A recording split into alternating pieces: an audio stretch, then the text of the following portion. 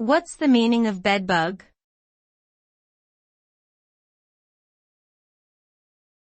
Bedbug.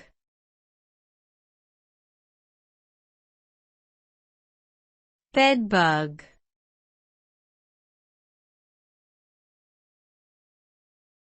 Bedbug.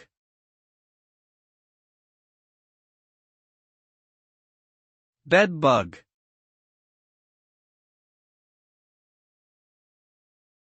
A bedbug is a small, parasitic insect that feeds on human blood. Their name is derived from their preferred habitat, which is often in beds and other places where people sleep. They are usually active at night and can cause a variety of health problems, including itching, swelling, and even psychological distress.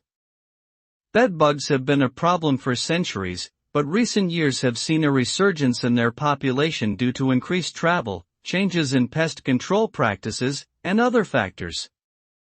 Treating a bedbug infestation can be difficult and time-consuming, and often requires the help of professional exterminators.